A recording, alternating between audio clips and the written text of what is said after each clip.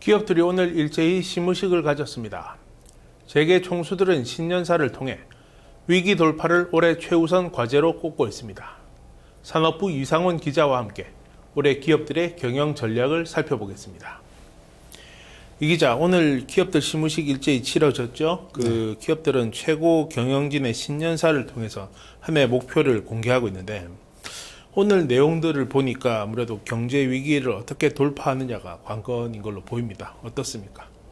네, 오늘 새해 첫 근무일인 오늘 이제 기업들이 일제히 시무식을 갖고 이제 새해를 향한 힘찬 발걸음을 시작했습니다.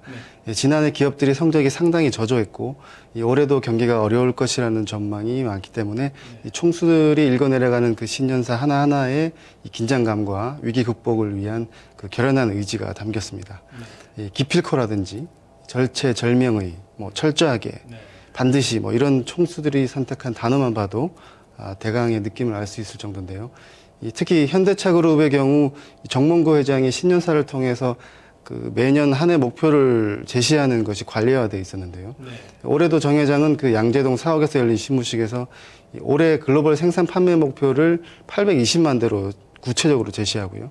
또 연구개발 투자를 크게 늘려서 글로벌 선도기업으로 도약하겠다는 그런 의지를 피력했습니다. 구본무 LG그룹 회장은 환율과 유가 등 불안한 움직임, 그리고 후발 기업의 거센 추격과 일본과 중국의 동향, 이런 것들을 볼 때 수년 내에 큰 어려움이 올 수도 있다. 이런 위기를 재확인했고, 그리고 기필코 시장을 선도하겠다는 굳은 각오로 방법을 찾고 힘을 모아서 철저하게 시행해야 된다. 이런 강조를 남겼고요. 지난 연말에 경영에 복귀한 김승현 하나그룹 회장은 2012년 이후에 이제 3년 만에 이번에 신년사를 했는데요. 김 회장은 임직원들한테 올해는 그룹의 대변혁기를 맞아서 2배, 3배 더 뛸 각오를 시작해달라. 이렇게 긴장의 강도를 확인시켰습니다. 특히 지난 연말에 삼성그룹과 하나그룹 간의 빅딜이 있었지 않습니까? 그렇죠. 새로 편입되는, 하나맨으로 편입되는 직원들이 원활하게 하나에 녹아들 수 있도록 당부하는 모습도 눈길을 끌었는데요.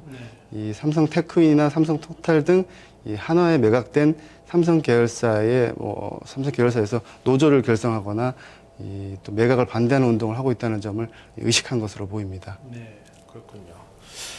근데 이제 총수들이 부재 중인 곳도 상당수가 있습니다. 이런 기업들은 좀 표정이 어떻습니까?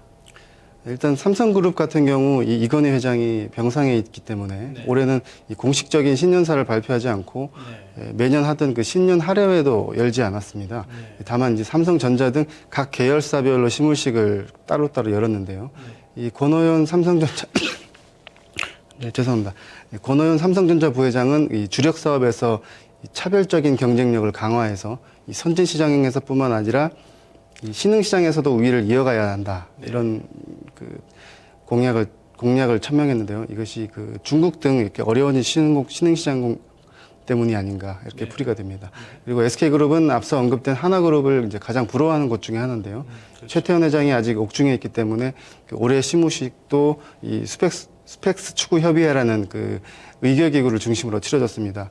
이 김창근 스펙스 추구 협회 회장은 오늘 신년회에서 최태원 회장의 부재가 장기화되면서 이 전례 없이 경영 애로가 예상된다. 이렇게 말도 했는데요. 최근에 정치권을 중심으로 일고 있는 사면이나 가석방 이런 가능성을 염두에 둔 발언으로 보입니다. 역시 재판 중인 CJ그룹도 이재현 회장 대신 송경식 회장이 신년사를 발표했고 이 창조적인 사업 포트폴리오를 가지고 이 창조 경제에 기여해서 제2의 사업 보국을 위해 노력할 때다. 이렇게 약간 친정부 정책에 부응하는 그런 발언도 남겼습니다. 이제 대부분 기업들이 위기 극복이라는 이제 목표는 일치를 하는 것 같은데 아무래도 이제 업종별로 대응 방법은 좀 다양할 수밖에 없을 것 같은데요. 신년사에서도 그런 부분들이 좀 드러났죠? 네, 그렇습니다. 올해 경제 여건 중에 가장 불안한 요소로 꼽히는 것이 바로 환율과 유가인데요. 이 엔저 현상이 올해도 계속될 것으로 예상되고 있고 지난해 폭락했던 유가도 올해도 계속 하락세를 당분간 유지할 것이라는 전망이 우세합니다.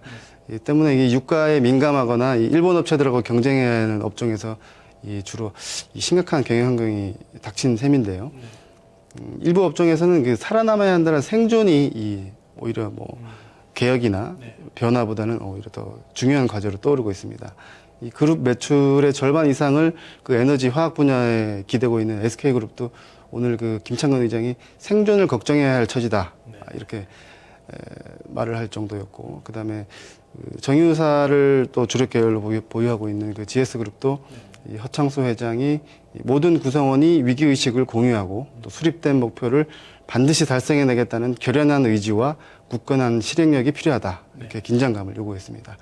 이 중국 기업 맹추격을 받고 있는 삼성전자의 권원 회장이 앞서 언급해드렸던 것처럼 그 신흥시장에서 우위를 이어가자가 주문한 것도 이 같은 맥락으로 풀이됩니다. 네.